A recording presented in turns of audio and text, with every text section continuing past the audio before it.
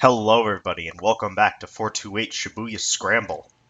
Now, now, we will be doing a couple of jumps, because we did get the to be continued. Yeah, we got to be continued. So now, we're just going to go ahead and jump to all the necessary spots. We'll start with the first one, which is also the one that's probably going to end, like, basically as soon as I press this jump.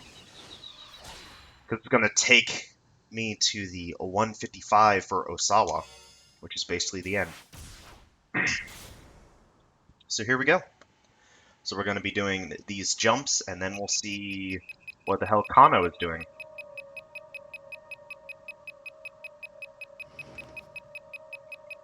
Director, if you have a moment. Tanaka poked his head into the kitchen.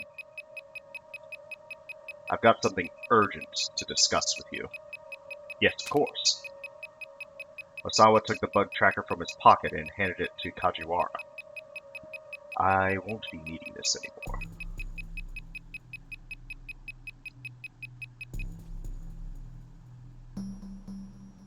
As soon as they had left the kitchen, Tanaka leaned in close and whispered to him, I got an email from Hitomi. He showed his cell to Osawa. It looks like my sister is being held captive in a blue minivan somewhere in Shibuya. But that man is still chasing me, so I can't really go looking for it. A blue minivan? Allow me to handle this, sir. I'll figure something out. Osawa knew he trusted Tanaka for a reason. Thank you, he said with a bow. Oh, you wouldn't happen to know any place she might have gone, do you, sir? What? It's just that she's told me... It's just that all she's told me is that she's been moving around. I'm sorry. I don't really have any idea, Osawa replied. He was ashamed to say it. There wasn't a single place he knew of where his daughter might be inclined to go. Ah, I see. Tanaka, picking up on his discomfort, was visibly embarrassed himself. He hastened to change the subject. By the way, how did your talk with Mr. Makino go? I confirmed that he was behind the human testing, but I don't know who sent me those emails. Tanaka paused for a moment in thought, looking like he might have a hunch. All right, then, he said. We'll have to talk in more detail later. With that, the assistant director headed for the front door. Mr. Osawa, Kajiwara spoke from the kitchen door. Peeping in on me again, huh? Osawa grumbled. Thankfully, it didn't appear that the detective had overheard his conversation with Tanaka. And good grief, that thing is noisy. If it's broken, why don't you just throw it out? The sound from the bug tracker grew fainter and fainter. Something wasn't right, Osawa now realized. Mr. Osawa, Kajiwara said, this is my bug tracker. So, Osawa huffed. What I mean is, sir, this one isn't broken. What? A chill ran up Osawa's spine. He swallowed audibly. I've pinpointed the source of the signal, Kajiwara said. It's coming from Mr. Tanaka. No, Osawa thought. I must have misheard that. Hold on, say that again?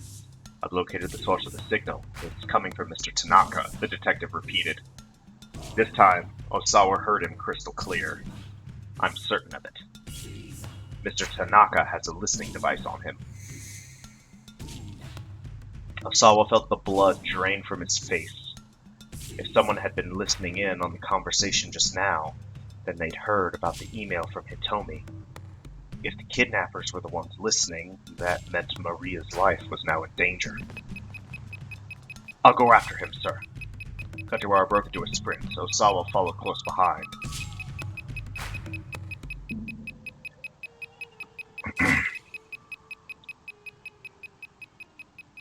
To be continued.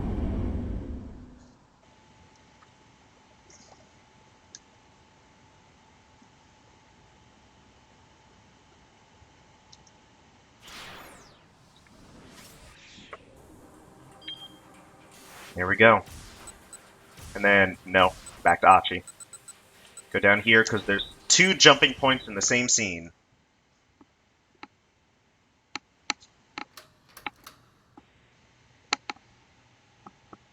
Mr. Tanaka, barely a squeak. Maybe it's just a cat?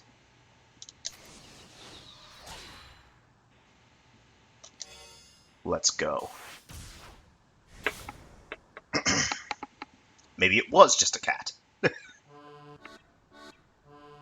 sales demo is over, and against all odds, I managed to get paid. Money clutched in one paw, I head to the knick-knack shop to finally buy the necklace I can't stop thinking about. Hello? Is anybody here? I call out. There's no reply. Is the shopkeeper out? Ah, just a moment. Panting, the sales clerk comes scurrying into the shop behind me. Sorry about that, just had to pop out for a sec. Whew, you would not believe what I just saw. He leans against a pillar, gasping audibly as he tries to catch his breath. Ah, you hear about that necklace? Do you still have it? Of course. Thank you so much. I have half the money here, and the rest is in my... Oh, I suddenly remember something very important. Oh no! Sales clerk gives me a curious look. What's the matter? My wallet. It's still here. In here. I pat the stomach around the tummy. So why don't you just take the outfit off? Well, I mean, the zipper's kind of broken. I wouldn't be having all this trouble if I could just get out of this darn costume. Kind of broken. It's way more broken than that. Sales clerk pointed me to a full-body mirror. He's right, the zipper in back is hanging open. Taking this thing off will be a cinch now. Oh, thank you! I gave him a bow. I'm not sure you need to be thanking me, he says. No, I do. If you hadn't pointed that out, I might have let myself stay stuck in here forever. So really, thank you so much. I bow again and again. It turns out I'm absolutely gorgeous.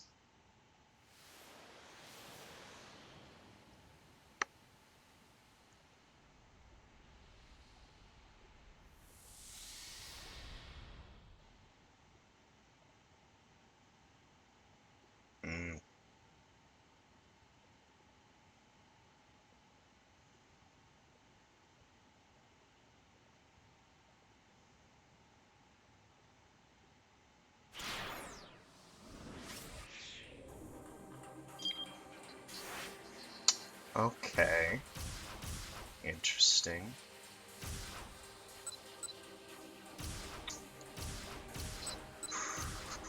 Pretty sure she looked very much like Hitomi, so that's definitely interesting. Hang on real quick.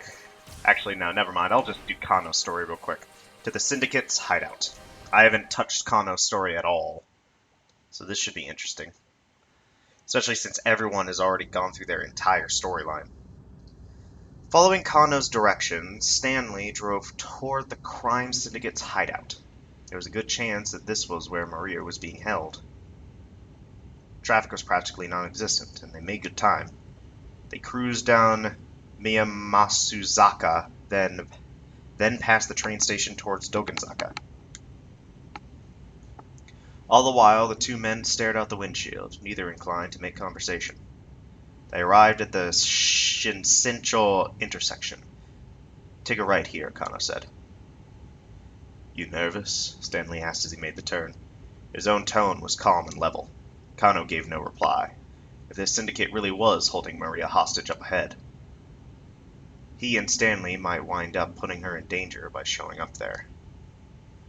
If it came down to it, Kano wondered, could he count on the man next to him taking the hostage's safety into account? He doubted it, but there was nothing he could do about that now.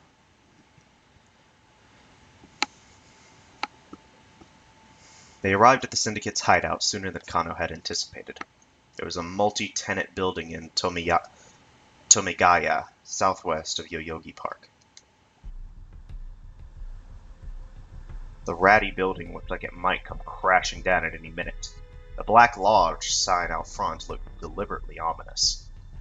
Kano knew the place was a bar frequented by expats from various countries, as well as a hotbed of criminal activity. I'll take point, Stanley said.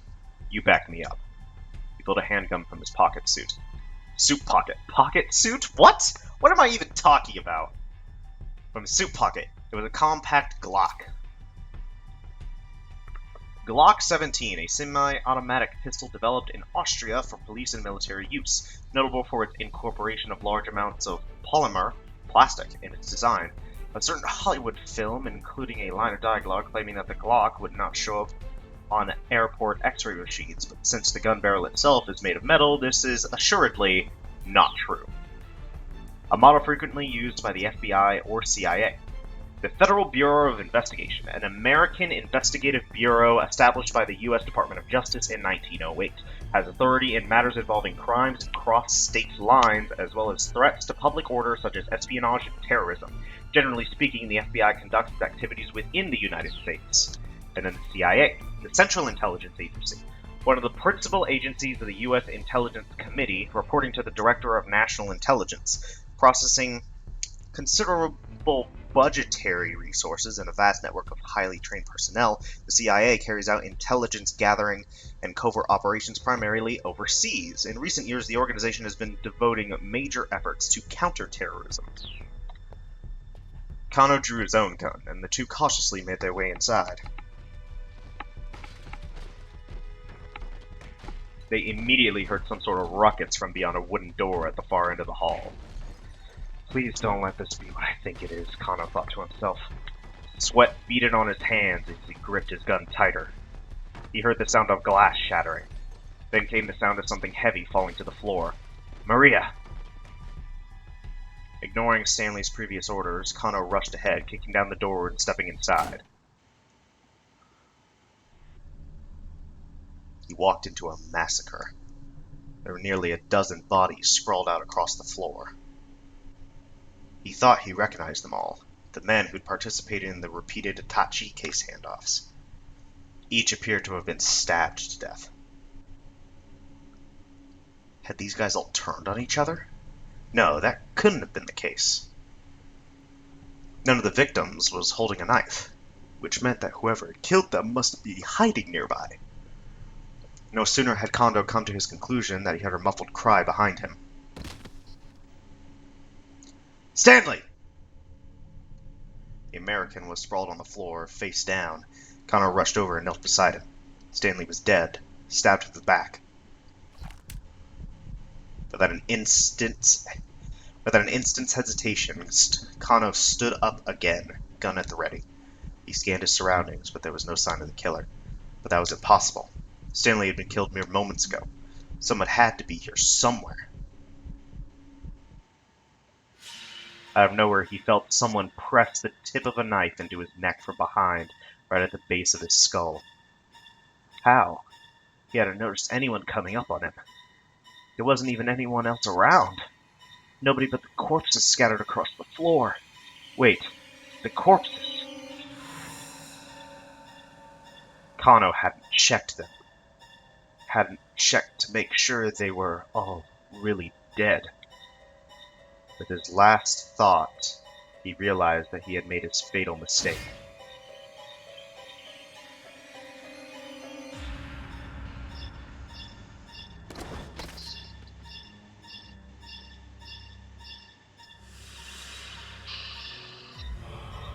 I thought they were dead. So it's actually a good thing that they get stuck in traffic. That's interesting.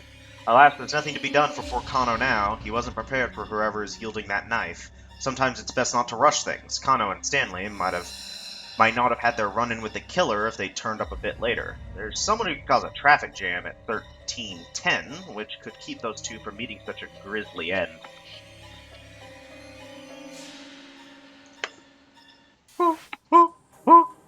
Alright.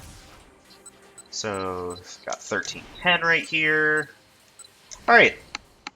Neat.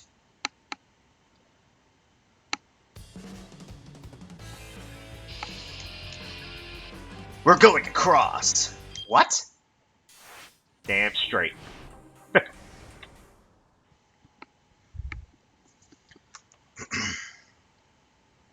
Car moved at a glacial pace toward the crime syndicate's hideout. Stanley pounded his fists on the steering wheel in frustration. They had no sooner set out than the traffic slowed to a near standstill. Despite the occasional lurch, it never crept above a crawl. Kano stewed in the passenger seat. case was rapidly getting out of hand. Now he had to worry about the safety of both Maria and her sister Hitomi. Never mind the fact that Detective Tateno had also gone missing. There were too many unknowns, too many uncertainties. His unease was growing unbearable.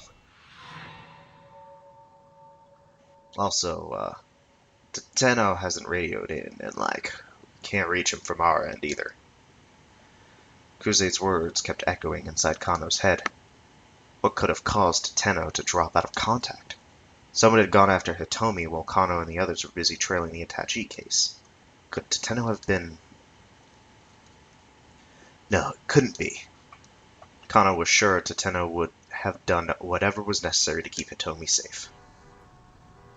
Stanley broke the long silence. What's on your mind? Still thinking about that call from Kuze? Kano didn't answer. Look, if you're worried about that other detective, the guy couldn't even protect one girl, Stanley continued. Not exactly a ringing endorsement. Don't you talk about Detective Tateno that way. I'm concerned about Hitomi Osawa, but the missing attaché case needs to come first. Stanley's expression remained still cold. Kano flashed him a sidelong glare, then went back to staring out the window. A moment later, a flurry of motion in a nearby alley caught his eye. With a start, he recognized Sasayama. His fellow detective was caught up in an altercation with a man in dark clothes. Kano sprang into action, his body moving almost before his mind registered the situation. Sasayama! Flinging the door open, he leapt out of the car. Hey, wait! Stanley called after him. But Kano was already sprinting toward the fight. Oof! The other man knocked Sasayama onto a pile of garbage. As Sasayama struggled to get back to his feet, his opponent looked at him with a triumphant sneer. Kano finally got a good look at the man, and his eyes flashed with recognition. It was the perp who'd first taken the attaché case back at the Scramble. Tariq Al-Karawan. You! Kano growled. He sped like a bullet to tackle Al-Karawan around the legs. But Al-Karawan nimbly stepped aside. Kano's arms closed on nothing but air.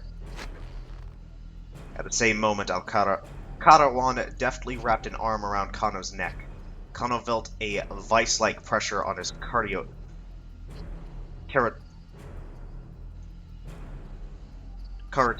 artery. What the fuck? I feel like I'm having a stroke looking at this word. Why am I so bad at fucking speaking? A move known as the front choke sleeper hold, constricting the cardioid.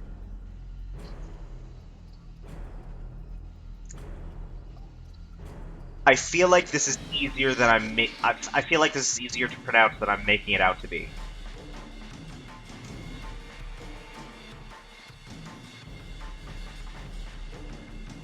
Carotid artery. Stops blood flow to the brain, causing the opponent to lose consciousness, also known as a guillotine choke. His consciousness quickly began to slip away. Oh no you don't, you bastard, he snarled. Lowering his center of gravity, he got hold of one of Al-Karawan's legs and used his shoulder as a fulcrum against it. Yeah! Despite the arm still crushing his neck, Kano managed to lift his opponent high into the air. He continued the movement to heave Al-Karawan up and over himself, slamming him upside down into the heap of trash.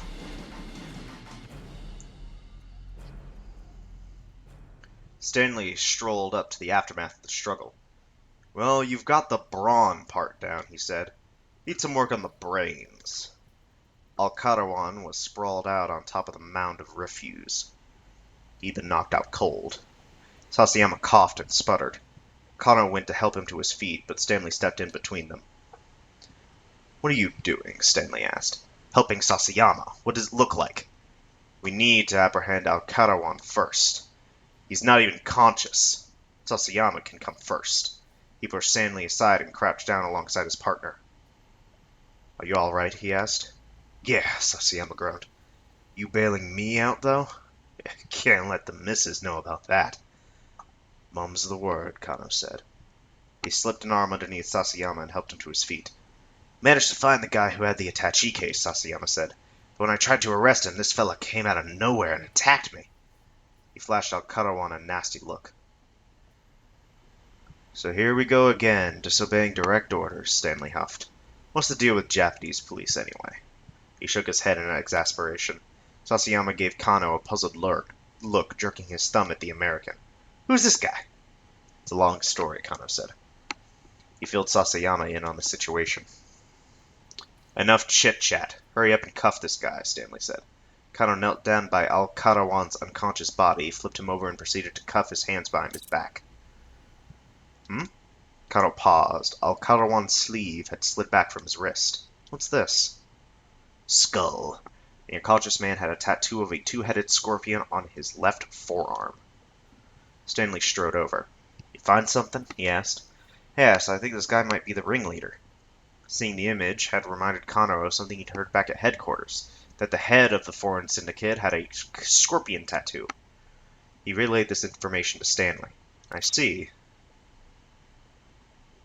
Stanley called up Kuze on his cell. You'll be happy to know that the guy with that cheat case is still at large, he said. Apprehending the ringleader at this point shouldn't be an issue. One of your so very capable subordinates gave us a big step forward in the case here. Wait a second, Sasayama murmured. That was sarcasm, wasn't it? Stanley hung up and called over to him. Think you can escort this guy back to the precinct? Yeah, sure, seeing how very capable I am. Kano felt his phone vibrate. The display showed an incoming call from Rumi. Hello, he answered warily, keeping his voice down. Stanley had him a little on edge. It's me. It's me. It was Shizuo. Damn it, Kano thought. He did not have time for this right now. But if he just hung up, he might be in even deeper hot water. Kano.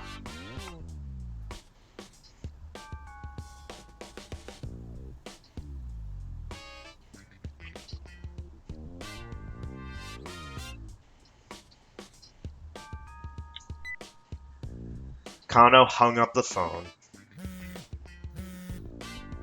It promptly rang again, however. Sorry, father-in-law, I can't really talk. I'm in the middle of work right now. I'm not your father-in-law. Ah, sorry. Anyway, bye. Kano bowed politely to the mental image of Rumi's irate father as he hung up once more.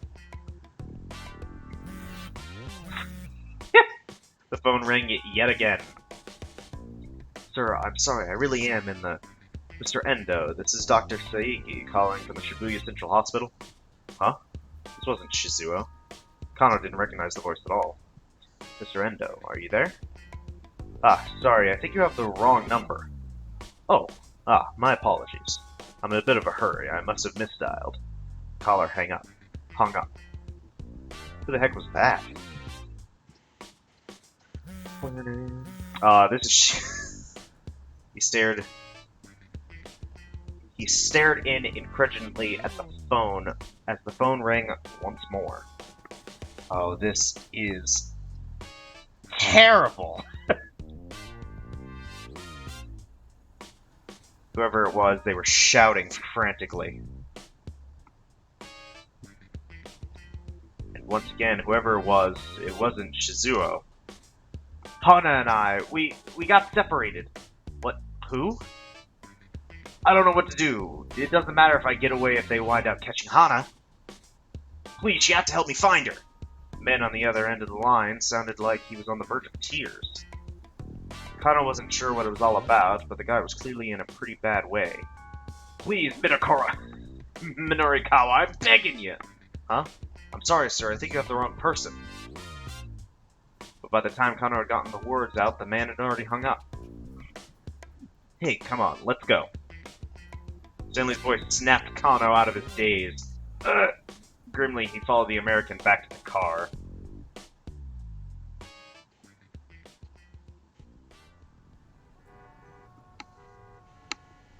Yet again, Stanley was thumping the steering wheel in frustration. Traffic hadn't let up one bit. It was starting to look like they might never make it to the foreign syndicate's hideout. Kano caught sight of a girl in a hoodie weaving her way between the stopped cars on foot. He rolled down the window and called out to her. Miku Morita was a fighter at the cosplay fighting pub Bride, but just decided to retire after losing to Tama, the cat in the street fight. She's thinking about what to do with herself now. Excuse me, miss. Did something happen? Huh? What do you mean? With the road, I mean. What's with all the traffic? Oh, right. Apparently there was some big accident over by the train station. That's probably what's causing it. Really? Yeah, I don't think you guys are gonna be going anywhere for quite a while. She smiled and went on her way. Stanley gave the steering wheel another punch. Well, I guess they did say this wasn't just some typical ransom case, he muttered. Kano saw an opportunity. If they're not after the money, then what are they after?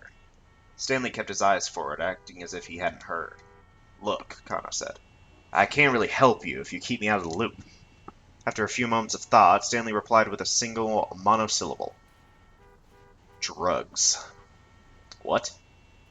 Maria's father, Kenji Osawa. I assume you're aware he works for Okoshi Pharmaceutical? I am. Nothing's been made public yet, but Osawa recently oversaw the development of a new drug.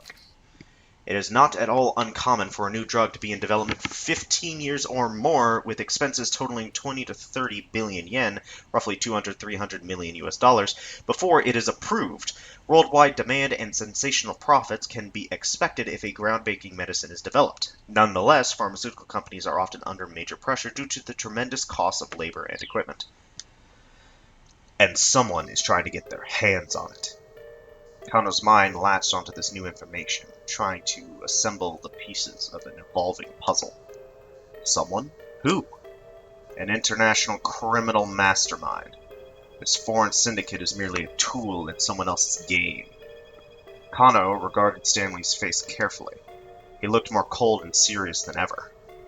So wait, does that mean that the person we're letting the syndicate walk around... that the reason we're letting the syndicate walk around unfettered is on my orders, yes. I see. So the only thing you're really concerned with is catching this international mastermind? Precisely. Kind of felt like he was starting to get the picture of what sort of person Stanley was. So you don't really care what happens to the girl who's been abducted, do you? Not particularly, no. Why do you have a problem with that? Kano clutched his fist. His hand was shaking with anger.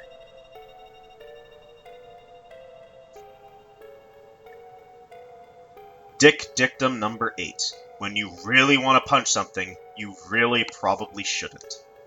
Kano recited the words inwardly like some sort of desperate mantra. If he didn't manage to calm himself down, he was liable to slam his fist right into Stanley's face. Outside the car, the traffic remained at a standstill. Kano chafed against a feeling of utter futility. One after another, his uncertainties came to nag at him. Was Maria still safe? What had happened to Hitomi and Tateno, her bodyguard? And now, on top of all this, it struck Kano as rather careless to send Sasayama away with Al-Karawan without any backup, now that Jack had alerted him to the presence of a dangerous international mastermind still on the loose. Fighting back his fit of Pekyo, Kano got out his cell phone. To do something impulsively out of irritation, resentment, or the like. Similar to doing something in a huff. He dialed up Sasayama. He dialed up Detective Kajiwari. Oh! Oh, he knows Kajiwari! What the fuck?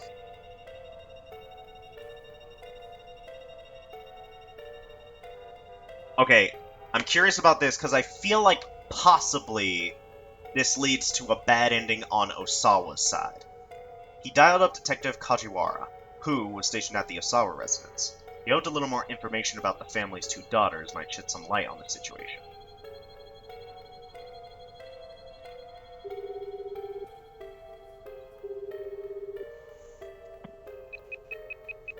The detective answered promptly. Kajiwara here. Hey, it's Kano. Kano? A horrid, jarring beeping was audible from the other end of the line. What's that noise? Kano asked.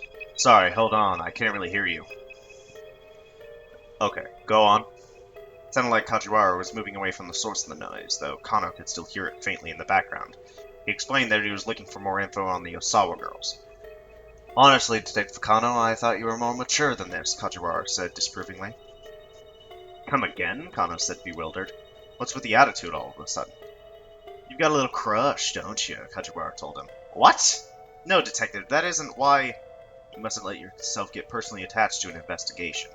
Still, I was young and impulsive myself once. I guess I can tell you one thing.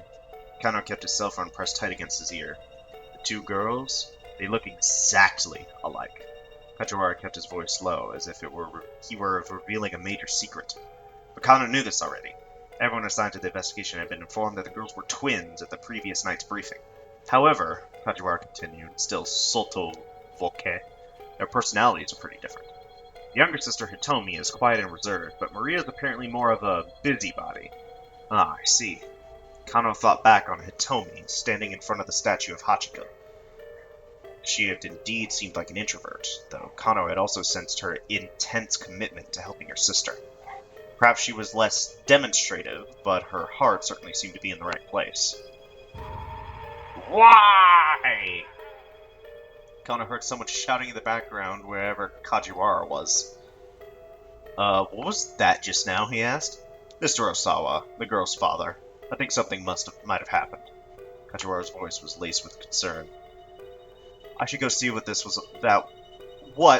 is all about. Yeah, probably. But Kano, tell me. Yes. Which one is it? Which one do you have a crush on? Kano hung up.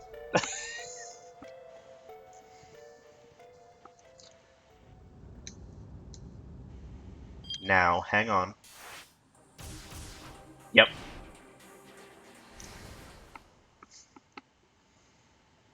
It distracted him from that, and he goes like fucking insane. Mr. Osawa? Kajiwara. Oh, perfect timing. The detective into the study. The bug tractor's picking up signals. Oh, yes, from all over the room. What should I do? Mr. Osawa, please calm down. As if that were even possible right now. It felt like it must have been 10, no, maybe 100 listening devices. Didn't miss a beat. Let me be honest with you. That bug tracker is... Kajiwara here. Kano? Kajiwara's customary nonchalant expression vanished into a sudden seriousness. Sorry. Hold on, he continued. I can't really hear you. Headed out of the room, the phone clutched to his ears. Ear, not ears. What? Osawa was left to wonder what the detective had been about to tell him. The lug tracker was what? What the heck was going on? The sound wasn't stopping. Deciding that he'd better do something, Osawa took the bug tracker and checked behind his bookcase. It didn't seem like the signal was coming from back there. He proceeded to pull each and every one of the books off of the shelf. Nothing. He checked the area around his computer. He scanned the monitor, the case, the power outlet. But he found nothing that could be a listening device anywhere. He found a small screwdriver and dismantled the mouse. The brown circuit board was lined with chips, but nothing appeared out of the ordinary. And still the mechanical sound continued, mocking him. Just try to find it. Go ahead. Look everywhere. Beep, beep, beep, beep, beep, beep, beep, beep. He was being ridiculed. The sound just wouldn't stop, and still the time ticked past. Had it been 5 minutes, 10, maybe more? He began to lose hope, and he could find the listening devices, and even to stop caring. Instead, he was overcome with the feeling that this room, which for years had been his sanctuary, had ceased to be his own. It was as if something other had intruded and laid claim to his personal space. In his fevered mind, he began to hear the tracker sound as a high-pitched laugh, an accursed, relentless noise, cruel and taunting, the mockery of the devil himself. Osawa hurled the bug tracker against the wall. Then he picked it up, only to smash it back onto the floor. Then he stomped on it furiously. There was a satisfying snap accompanied by a sensation of the thing being crushed underfoot.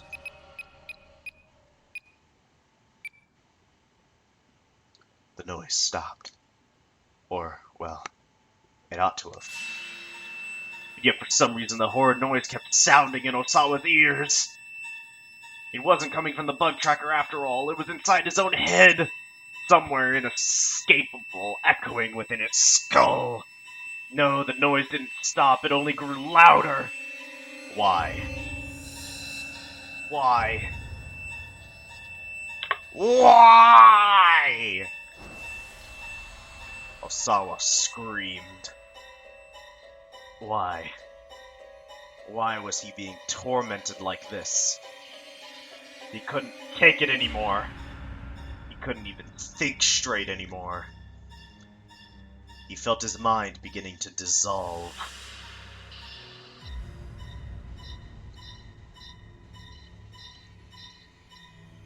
Brain freeze. The incessant beeping from the bug tracker wound up driving Osawa out of his mind. What Kajiwara was about to say just before he got that cell phone call was pretty crucial for Osawa to hear. Unfortunately, the call distracted him, and he left the room before he could finish his thought. Things could have gone differently, if only someone hadn't called Detective Kajiwara right then. Oh, if only someone hadn't been a fucking dipshit about it. Alright, fine. Let's see what, how Sasayama is doing.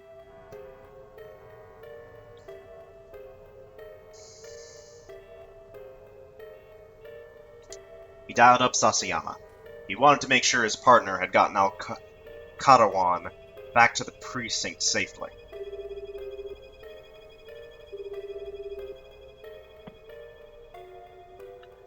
Sasama picked up almost right away. Kano, what's up? How are things on your end? Any problems getting Al-Katawan back? Nah, I've got Tateno taking care of him. Wait, what? Kano could barely believe his ears. You were in touch with Tateno, he asked? He could hear the shock in his own voice. Yeah, just bumped into him over by the precinct a little while ago. Then he is safe. Kano felt a surge of relief. What about Hitomi then? Stanley glanced over at him, curious. Tateno says he lost track of her somehow, and then he got called back to the precinct apparently. Tateno had lost track of her. That's not like him, Kano thought. Since he was heading back there anyway, I handed our guy over to him, Sasayama said. I see. Kano was glad to hear that Tateno was alright, but his relief was tempered by a surge of anger at the thought of what had happened to Hitomi. Now I'm back to telling the Itachi case, Sasayama continued. Today is my wife's birthday, you know. My plan is to wrap this thing up ASAP so we can celebrate tonight. I've already got a present and everything. I envy you, man. Closing his eyes, Kano took a moment to picture Rumi, but Zuo's face popped into his mind's eye right alongside her. Well, just hang in there, buddy. Even if your girlfriend is just a picture of Masami Nagahama. Midoriyama Academy graduate and national celebrity, her popularity shows no signs of slowing down after she played the female lead in such films as The Beast That Hoarded Gold at the Heart of the World and The Swidden Fortress. There was another nationally famous actress with the same name, but it is nationally known fact that the two are completely separate people. Ha ha ha ha! Still snickering, Sasayama hung up. Kano bit his lip and slipped his phone back into his pocket.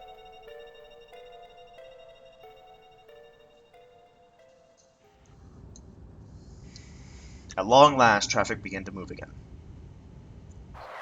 Almost as soon as it did, however, Stanley had to slam on the brakes. The abrupt stop made Kano smack his head against the windshield. Hey, what gives? Look, Stanley said. He gestured with his chin. Kano couldn't believe his eyes.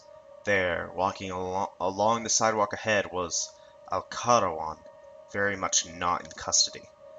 What the hell? Kano shouted, already hopping out of the car.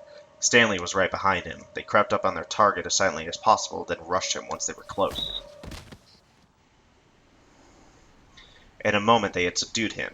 Kano used his own body weight to hold Al-Katawan down. What are you doing out here? He demanded. Whoa, hey, guess you didn't get the memo, huh? Al-Katawan flashed a coy grin. They let me go. Let you go? I think your buddy here might have hearing problems, Al-Katawan said to Stanley. I'm a free man! Kano turned and glared at Stanley.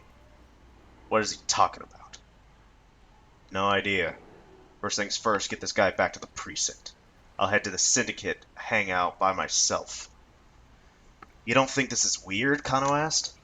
I mean, what the heck is this guy doing on the loose again? What matters is that he is free. Maybe he's telling the truth about being let go. But that's ridiculous! Then I guess he must have escaped on his own, Stanley replied. In either case, your buddy screwed up royally. Now it's on you to unscrew things. Ow! Now, none of this sat right with Kano, but the fact remained that he couldn't just let Al-Karawan go. He gave Stanley detailed directions to the hangout, and the car sped away towards Yoyogi. Then Kano headed back to the precinct with his captive, trying to reassure himself that he might learn something from questioning Al-Karawan that would help resolve the case.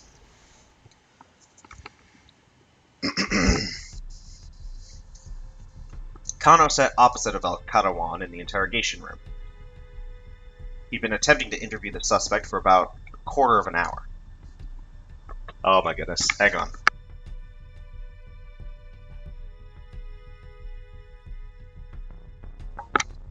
Fuck! This game is fucking killing me! Al-Karawan sat ramrod stiff, but not responding to any prompts or questions. What time is it right now? He asked. They'd taken away his watch, his wallet, a small knife, and his keychain. That was the third time he'd asked to know the time. What time is it? Whoa! Why are you so concerned what time it is? Kano asked. Al-Karawan gave no reply. Are you waiting on something? Again, the suspect was staunchly silent. Kano wasn't sure what to make of this, but he took a look at his watch. It's around 2 o'clock, he said. What time exactly? It's 2:18. 2:18 in how many seconds? Look, just cut the crap. Kano gripped the prisoner by the collar. What the hell are you people after? Al-Karawan merely repeated his question. What time is it right now? With a growl of aggravation, Kano showed his wristwatch in Al-Karawan's face. Ah, it's 2:20, Al-Karawan said. Okay then. That should do it. What does that mean? The interrogation went on for several more hours. Despite Kano's best efforts, however, Al-Karawan said nothing more. During all that time, the case continued to develop in unexpected ways, but Kano, stuck in the interrogation room, knew nothing about it until everything was already over and done.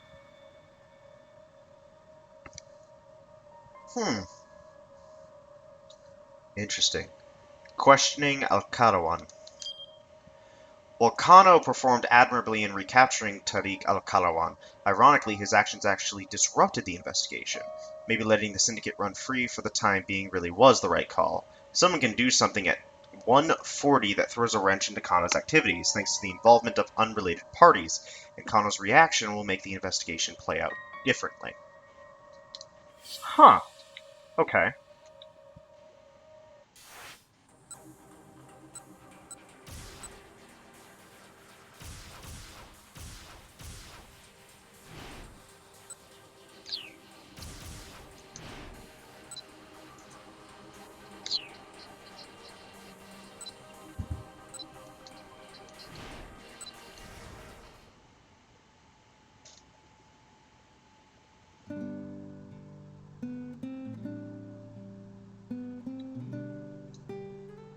Time to wrap things up. Thank you for your time, Mr. Yanagashita. If you'll excuse me, though, I have to get to another interview. Oh, no, of course. Allow me to walk you out. Yanagashita rose to his feet as Minorikawa got up to leave. Oh, that won't be necessary. It's no trouble. I'm heading out now myself. Gotta run before those guys show up. What guys do you mean? Oh, nobody. Just a personal thing is all. They parted ways outside the building, and Minorikawa headed off to the cafe to put his article together.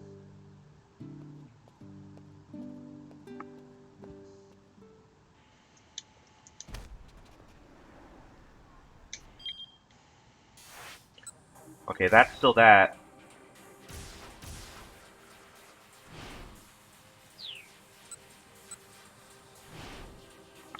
But now this is going on. Wait, does Yanagashita meet up with him on accident or something? At long last, the traffic began to move again. Almost as soon as it did, however, Stanley had to slam on the brakes. Ah! A frantic-looking man had jumped out in front of the car. Whoa, hey, what the hell are you doing? Kano sputtered. The stranger plastered his face against the passenger side window. "Open up!" he shouted. "Open the door!" The guy showed every sign of total panic. Junichi Yanagashita. Something happened just after he parted ways with Minorikawa. Now he's running his way, and in quite a panic at that. "Don't do it," Stanley warned. Kano hesitated. It wasn't like they could just drive off with this fellow clinging to the car. "Please, you gotta help me!" The man slipped his fingers in through the gap in the window, trying to force it further open. "Help me!" "Well, hold on. What's your deal?" "Help me!" "Sir, just tell me what..." "Help me!" Look, up ahead," Stanley exclaimed suddenly. Kano whipped his head around. There, walking along the sidewalk ahead, was Alcarawan, very much not in custody. What the hell? Kano tried to jump out of the car, but the frantic stranger had gotten his upper body wedged in the window, and the door wouldn't open. Stanley, his usual steely expression replaced with a look of shock, exited on the driver's side and went after Alcarawan himself. Kano shouted at the man at the window. "Alright, get in!" If the guy was this desperate to get inside, Kano was about to stop him. Besides, he needed to get the guy to calm down and let go of his arm.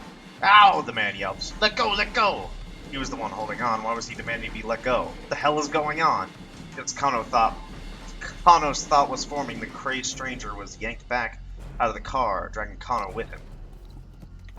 A pair of rough-looking men had dragged him by his lower body. No!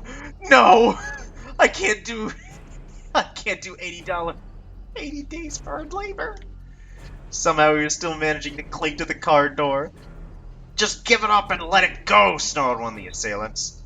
The pair shifted their grip and pulled even harder. Kano heard the sound of tearing fabric as the two toughs tumbled backwards.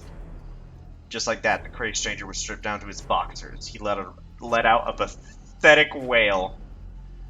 "Aw, man!" The two toughs burst into uproarious laughter at the sight. "Now's our chance," one of them managed to sputter.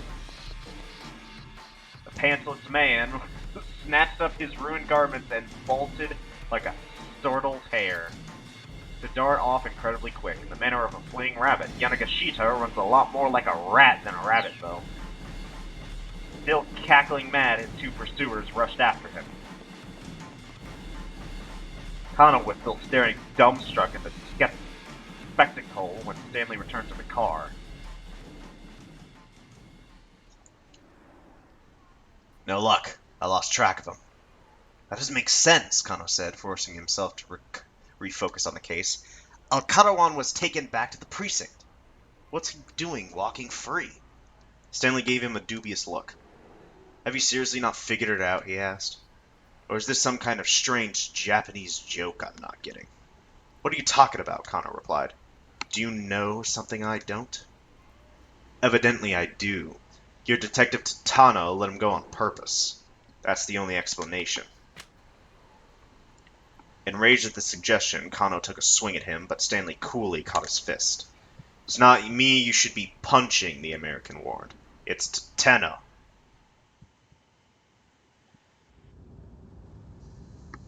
Abashed, Kano radioed up Kuze on the wireless. "Sir, did Detective Tateno bring Tariq Alcarawan into the precinct?"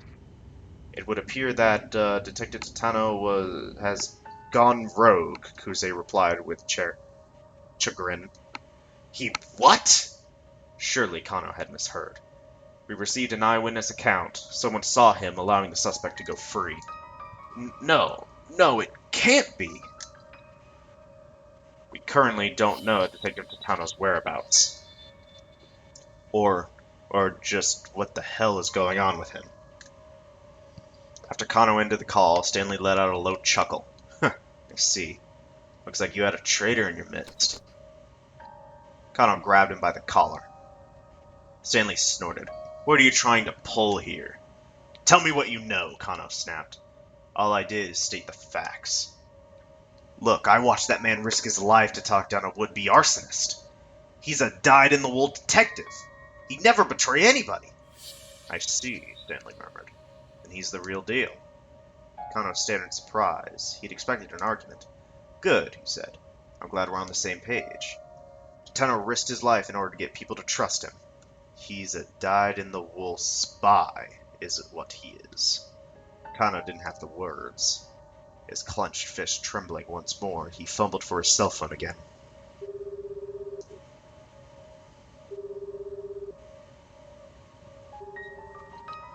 He dialed Tateno's number.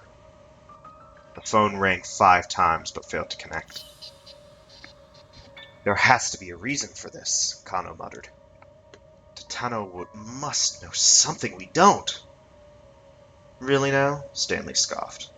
And what makes you so sure about that? Because Detective Tateno was sure this kidnapping wasn't about the ransom.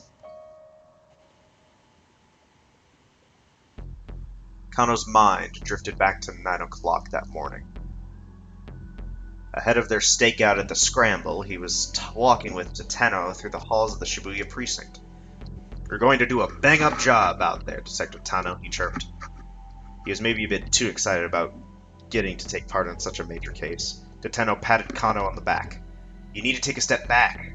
You're not letting yourself see the forest for the trees. What do you mean, sir? What I mean is that this is no ordinary kidnapping. Tateno's words triggered a little revelation. You're talking about the location for the ransom handoff, aren't you? Kano said. It doesn't make sense for the criminals to pick such a major intersection. Warmer, Tateno replied. Kano frowned inwardly. He'd been so sure that this was the answer. Have you thought about why they asked to have the sister make the handoff? Kano thought some more before answering. Because women are easier to deal with, he suggested. Colder. If that was the case, why not pick the mother? No, what worries me is the fact that the Osawa girls are twins. They're having to send someone to the handoff who looks identical to the girl they kidnapped. What's going to happen when we do that? What is going to happen, sir? Kano asked. I'm not sure yet, but I have a feeling the kidnapper's plan hinges on it. The two exited through the precinct's main entrance. Up ahead, rows of buildings stood tall against a backdrop of bright blue sky. Tateno let out a quiet sigh. To think that so many terrible things are happening out there on such a beautiful day. Solve one case and another's waiting, he went on, as always. What is it about people that drives them to do such horrible things? A girl abducted out of pure greed? When I think of how her parents must feel, I almost can't bear it. They made their way toward the Scramble. Tateno continued talking in a quiet voice. My father was a raging alcoholic. The house was always a complete mess. He was loud, violent. Never had any money, always reeked of booze. My mother, she would cry and cry. I was afraid to come home. Every day I stayed out playing as late as I could possibly manage. Kano could hear the pain in Tateno's voice. That life took too much of a toll on my mother. She died when I was still in grade school. And my father, he just got worse.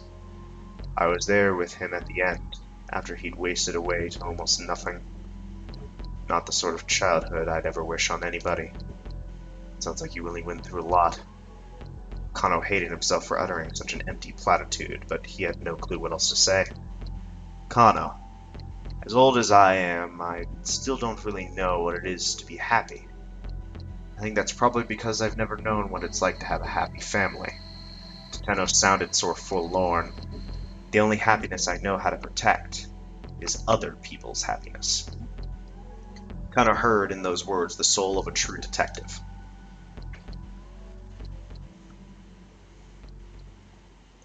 I just hope you're ready. Kano did his best to keep his voice as calm and level as he could, lifting up his clenched fist. Because if I find proof that Tateno is innocent, I'm planting this right into your jaw. Stanley just cracked a wry smile. The traffic had finally diminished, and they rapidly drew close to their destination. The Syndicate's hangout was in Tomigaya, to the northwest of Yoyogi Park. Here we go again.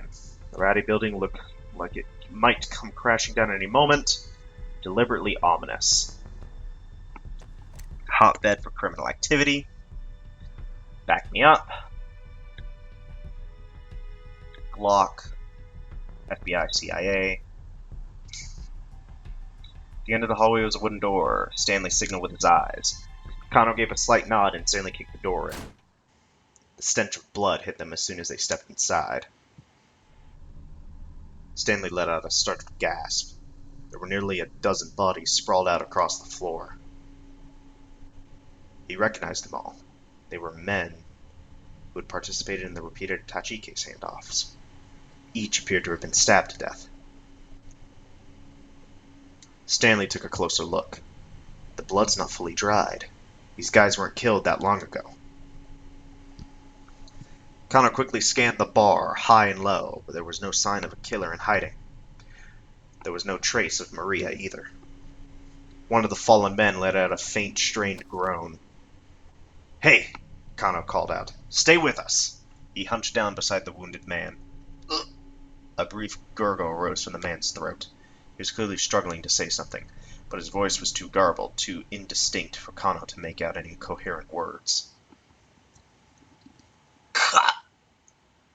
Cotton.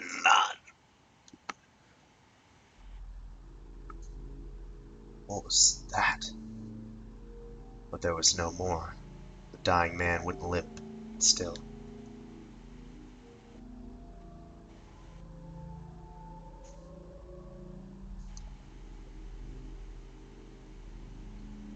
To be continued.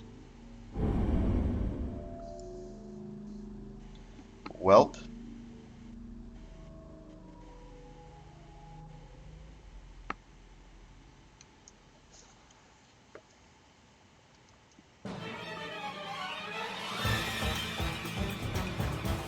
I got a real bad proposition about this. Never take anything at face value. Just who you callin', Slim Flam? Do you know me? You've hoarded so many things to yourself. The 2 o'clock block. Deadly preposition. Whoa! Hello there.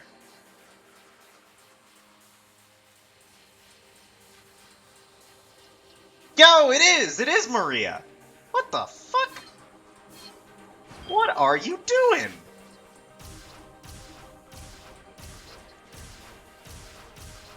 That's fucking wild. But first we need to fucking find the bad endings. Achi. Did I have any choices I didn't make yet? Why were they in the van? Totally not jealous.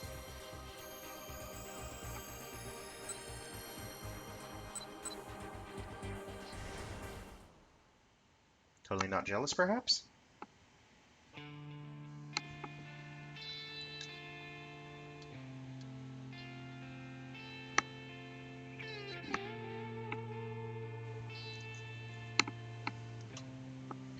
Did his utmost to pretend he didn't notice.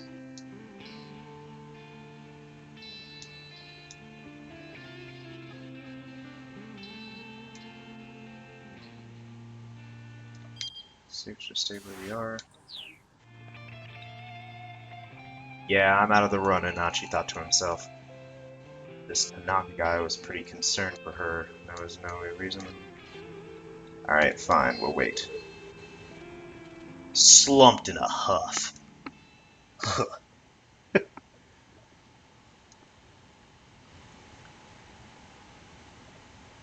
After 20 more minutes in the storeroom, the two were sitting in silence. Achi had run out of things to talk about. Do you think you'll ever be friends again? You and that one guy, Sasumi, I think it was. Are we back? Yeah, we are back to normal. Huh, okay.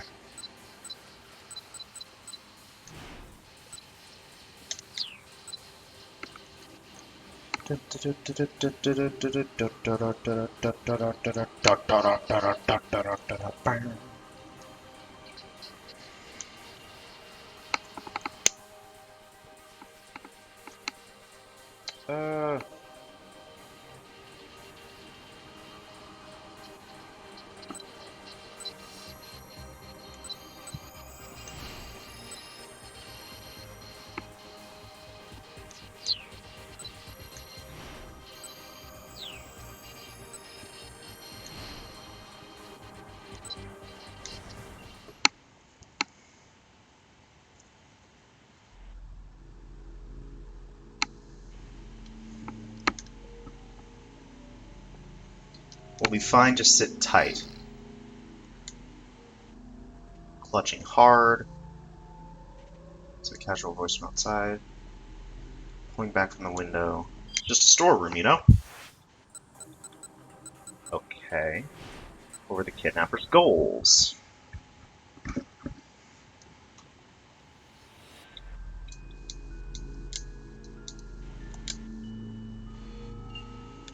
Didn't have any intention of giving her sister back. I should actually read this out. To send Tomi to get her. Want to get Tomi in the minivan, but what? Do you think they were trying to kidnap me too? And that's it! Have to hands together. Demand a ransom for you, and then they made the ransom money. Infinite ransom money. Seems a little far-fetched. At this point, we should be repeating. Yeah. No, that's 2 o'clock. Enter the assassin.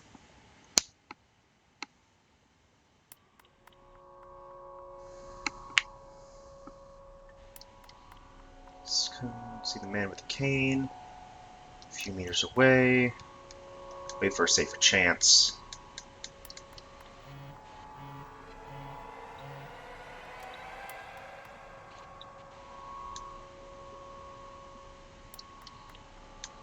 Sure this is the place.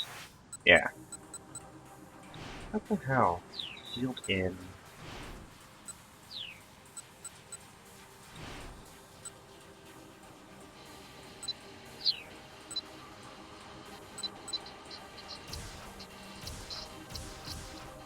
Hmm.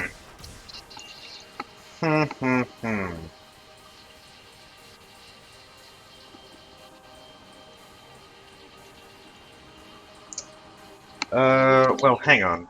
What bad endings do I have? No, options. There we go. Fuck, stop telling me this every time. Okay. So we got 25, 26, 27, 29, 30, 31. I think I'm missing 28 on Achi. 31, 33. Oh, jeez.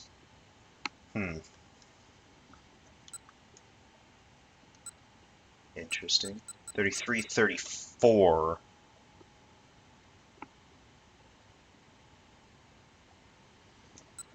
I think 34 might be it. Alright, so I'm missing something, probably from Minorikawa. Let's go to Minorikawa. Let's see here. What choices do I have? No, I went too far up. Hitting the girl.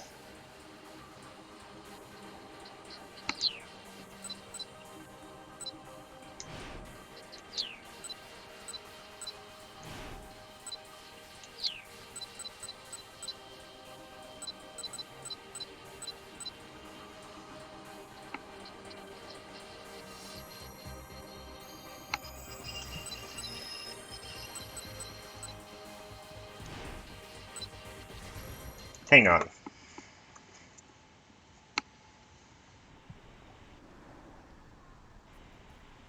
Take this! Does anything new show up? I get keeped out.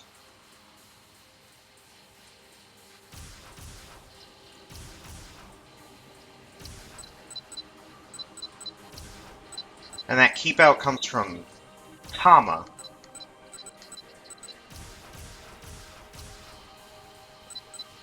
Yeah, so everything just locks when I do that.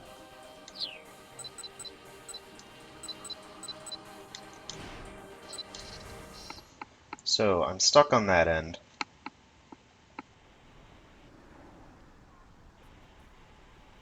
Sorry.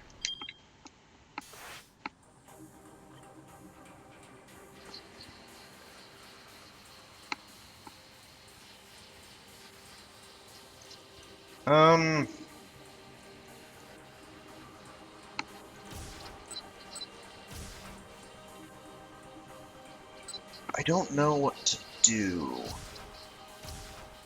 I think I'm missing 2 endings, but I don't know how to get to them. I might need to look it up.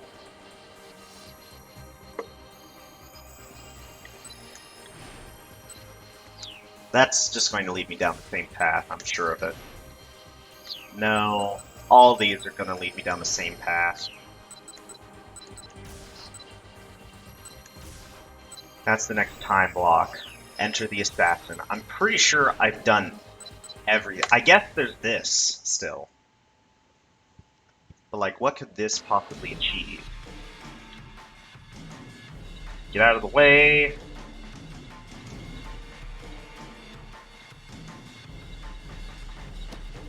Here we go.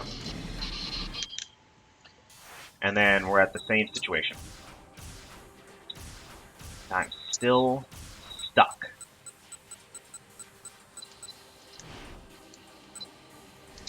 Incomprehensible action?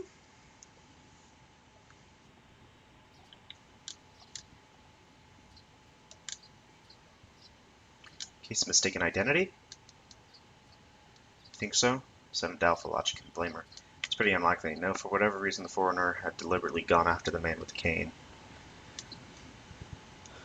It's not necessarily one's friend. The man with the cane and those foreigners, would Achi and Hitomi really been able to escape them all? And if they did, would they ever find Hitomi's sister?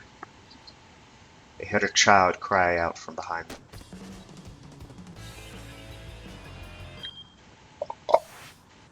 Oh shit. Little girl in his way. No rest for the weary.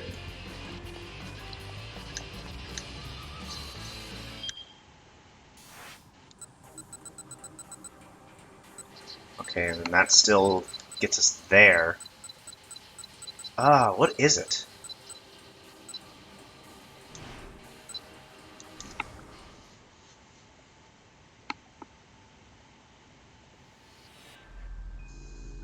Okay, so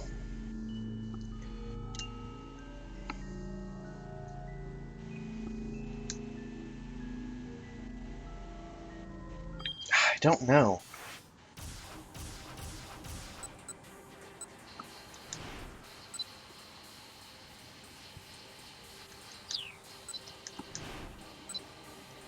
Do I need to jump? Like right here?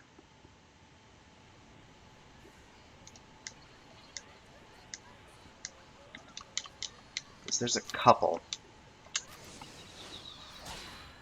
That just jumps to a place I've been to already, which doesn't have anything.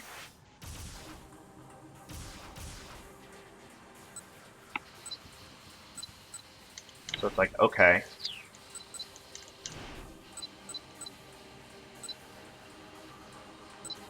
So out on the main road.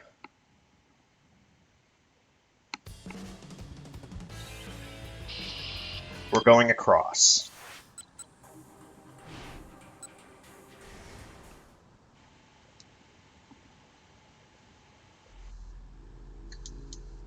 And then we'll be fine.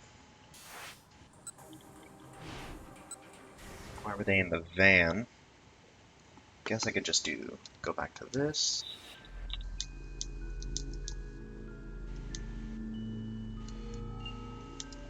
The numbers were trying to ambush Hitomi.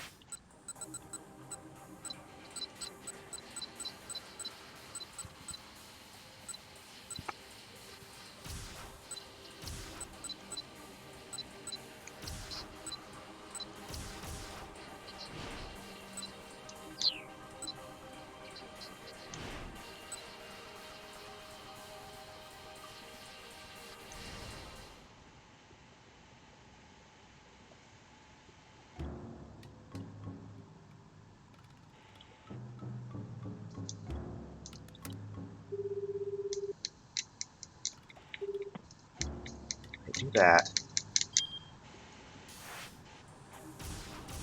That leads to a bad ending. And I know about that bad ending already.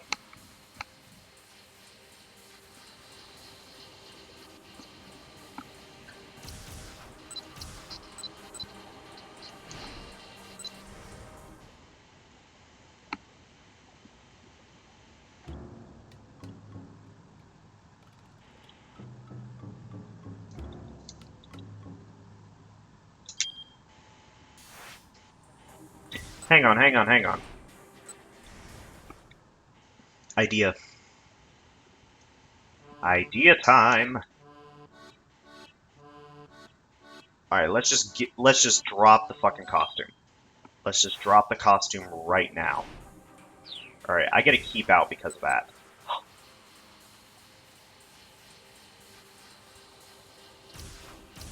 And then that gets locked. A bunch of stuff gets locked. Hang on.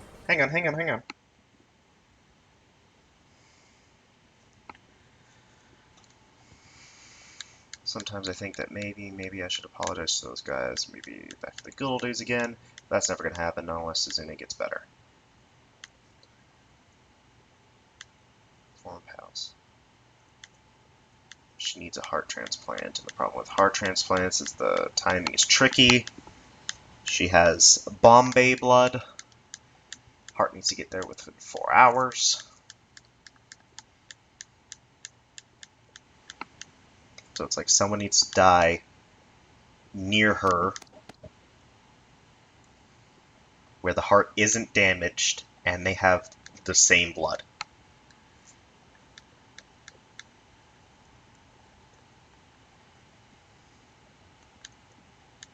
Bombay.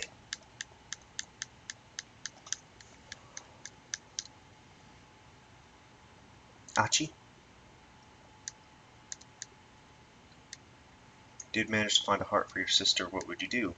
What do you mean? Happen across someone who was a donor match? I'd do anything! Whatever it took, I'd risk my own life if it meant helping Suzune. I mean, at that point, I assumed God had guaranteed it, or granted it to me, I should say. Mr. Tanaka. All was silent. Maybe it's just a cat?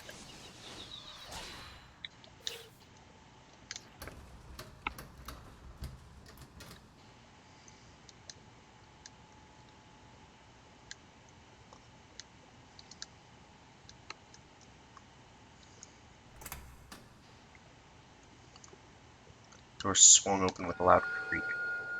Oh! In stepped a cat. Oh, it's just a kitty cat. A giant kitty cat walking upright. Ashi and Hitomi stared in confusion as someone in a cat costume slipped into the room. There was something vaguely sinister about the fuzzy figure. The cat had both hands stuffed into its pockets, and it shuffled as it walked, dragging one leg. Think that's someone from the theater troupe? Maybe. Two huddled in the shadows, pressed almost cheek to cheek. And then pulled something out. It was a bundle of keys, no doubt the ones it had used to get inside, fixed on the furry mitt that held them. It was stained dark red. It could only mean one thing, blood. Finally realized what was going on. That's no theater guy. It was the assassin.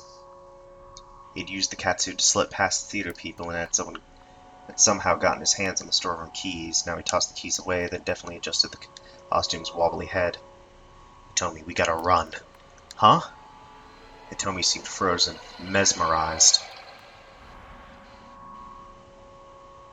The cat turned directly toward them. The fur around its mouth was stained crimson. Hitomi let out a high-pitched cry of shock. The cat drew its other hand out of its pocket. Clutched in its mitt was a gun. Achi and Hitomi had nowhere to run. Nowhere to hide.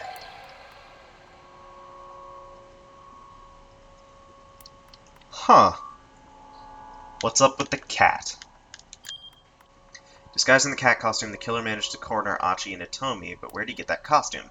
As it happens, it's Tama's fault. She tossed the suit away after taking it off, allowing the assassin to find it and use it to deceive the theater troupe and gain access to the storeroom. Little could she have known. Like, sure, I guess. I guess. Okay. So, definitely want to go back to Tama. Yeah, Tama. What to do with the cat suit.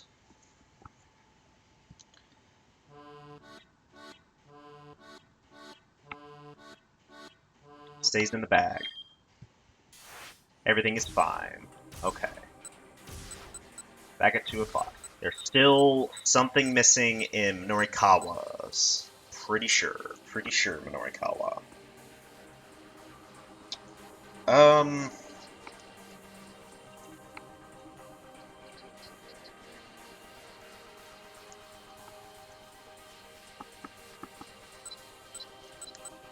I went too far up.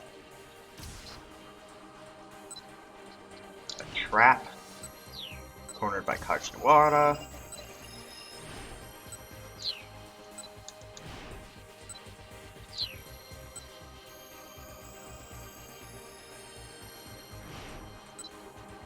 Hang on. Idea. Idea time.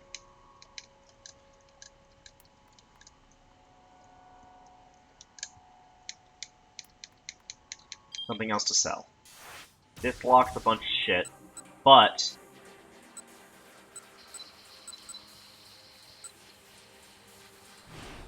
when Minorikawa arrives at the demo, things are going to be way different. Long last, he arrived at the Nokane building where the event was being held.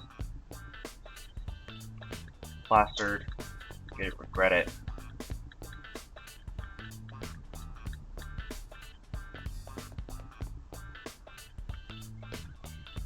Alright. Saw about 50 chairs, most of them occupied by female attendants. Stage set up. I'd yet to begin. We have to win or somewhere elderly. All of them look to stand to lose some weight. For some of them, at least, the ship had already sailed.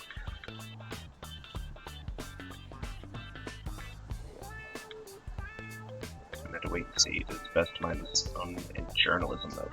Ladies, terribly sorry to have kept you waiting. As the presenters cue, the cat mascot appeared and took the stage. The audience broke into applause. After waiting patiently for the applause to die down, the cat produced a small box from which she pulled a pendant set with a blue stone. It certainly wasn't a diet drink, whatever it was. Norikawa wasn't the only one who quickly realized this wasn't a burning hammer sample. After staring for a moment, the rest of the crowd began to fly into an uproar. "Quiet!" the cat shouted. Taken aback, the crowd quieted down. The cat held the pendant up high so that everyone could get a look at it. "Do not take your eyes off this pendant. If you do, you will die." A jolt of panic shot through the room.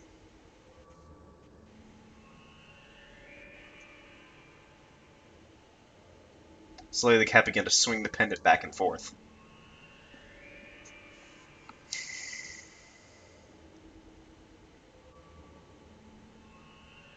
Norikawa couldn't quite recall what happened after that. When he came to his senses, he already pulled a 10,000 yen bill from his wallet, handed it to the man he assumed was the demo organizer. In exchange, he received a pendant the same as the one the cat was holding.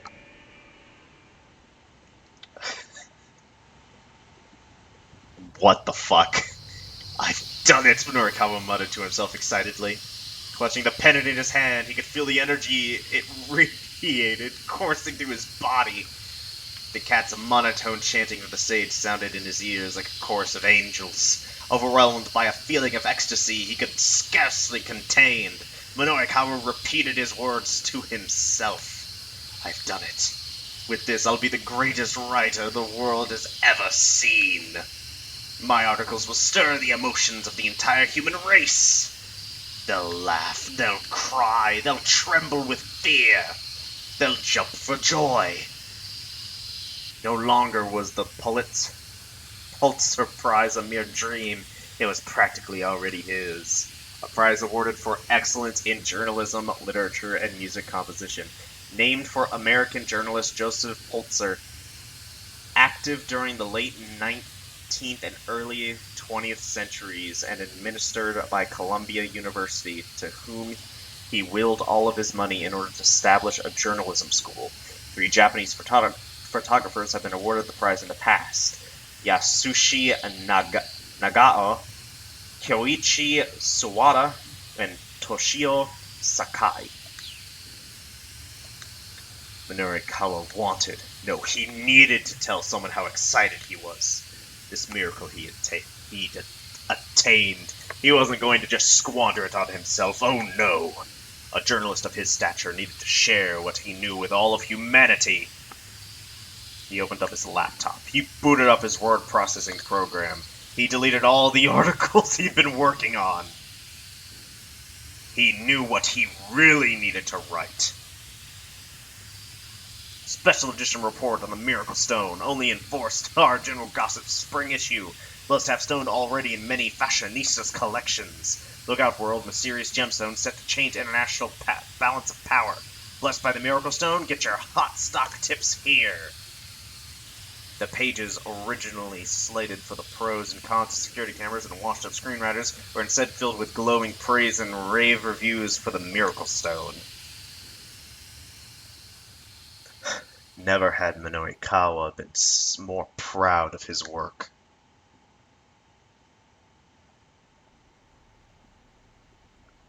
Back at the 4-star General Gossip headquarters, Minoikawa handed his articles to Toyama, who was sitting glumly at his desk. Toyama looked them over slowly, then there was a lingering silence. Finally he spoke, his voice subdued, but his words crystal clear. Yeah, this is all getting axed.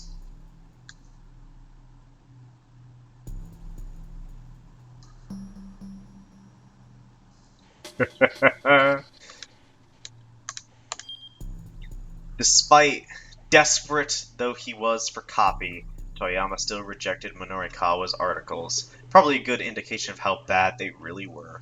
Maybe the Miracle Stone wasn't the breaking story Minorikawa wanted it to be. Tama and her pals really needed to be selling Burning Hammer instead. Oh, I got it! Bad Times, 1 o'clock block. Hell yeah. That's all of them. When in doubt, give someone else a bad ending. That usually works, I feel like. Arrive at my conclusion. Burning Hammer. Everything else should fall into place. I should be able to get to the 2 o'clock block. Yep. 2 o'clock block. There we go. So next time we'll start off with the 2 o'clock block. So thank you all for watching, especially if you got this far. And stick around, because there's a lot more to come.